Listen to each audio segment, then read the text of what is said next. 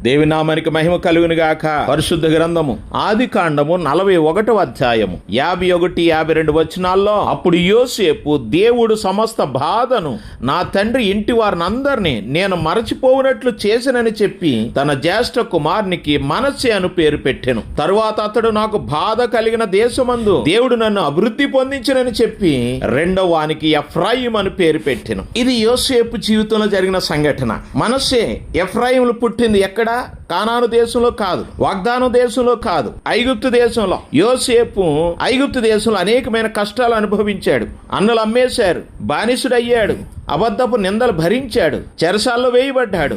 అయితే దేవుడు చివరికి అతన్ని ఐగుప్తుకు ప్రధానమంత్రిగా చేశాడు. హల్లెలూయా. అలాంటి సమయంలో మనస్సే పుట్టాడు. మనస్సే పుట్టినప్పుడు దేవుడు నా బాధను మరిచిపోయినట్లు చేసెను, మరిచినట్లు చేసెను అని అర్థము కలిగిన పేరును పెట్టాడు. రెండవదిగా, ఎక్కడైతే నేను బాధను మరిచిపోయానో అక్కడే దేవుడు రెండంతుల ఆశీర్వాదాన్ని ఫలభరితము చేశాడు నా జీవితంలో అని రెండవ కుమారుడికి ఫలభరితము అనే పేరుతో ఎఫ్రాయిం అని పేరు పెట్టాడు. నా ప్రియ సహోదర సహోదరి, ఇది మనకు ఒక గొప్ప సత్యాన్ని నేర్పుతుంది. బాధ అంతిమము కాదు, దేవుని యొక్క సంకల్పమే అంతిమవుతుంది.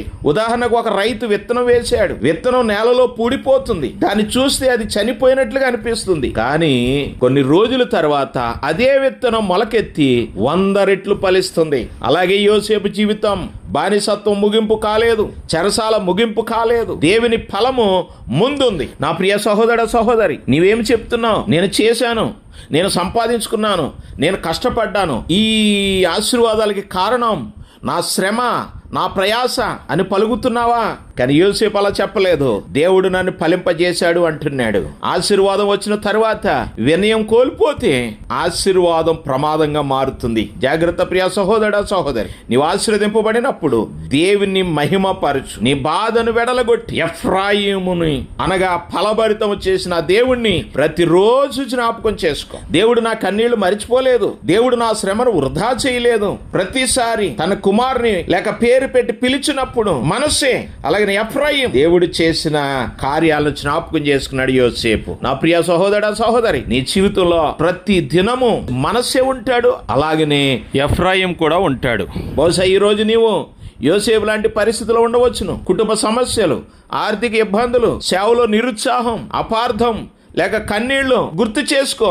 దేవుడు ఇంకా పని చేస్తున్నాడు. హల్లెలూయా. నీ చెరసాల చివరిలో కూడా ఒక ఎఫ్రాయిం ఉండవచ్చును. నీ కన్నీళ్లు తరువాత దేవుడు ఫలాన్ని ఇవ్వగలడు. కానీ ఆ ఫలం వచ్చినప్పుడల్లా నువ్వు చెప్పవలసిందేంటి తెలిసిన? దేవుడే నన్ను నా బాధను మరిచిపోయినట్లు చేసి దేవుడు నన్ను ఫలింపజేశాడు. హల్లెలూయా. కనుక దేవుని కృప నీకు తోడై ఉండాలంటే ఎల్లప్పుడూ దేవుని మహిమపరచు. నీ జీవితంలో జరుగుతున్న ప్రతి దాన్ని ఒక సాక్షిగా జ్ఞాపకం చేసుకొనొచ్చు, దేవుని మహిమపరచు. అప్పుడు దేవుడు నీ కష్టమును ఆశీర్వాదంగా మారుస్తాడు. దేవుని కృప సదాకాలము తోడై ఉండును గాక. ఆమెన్.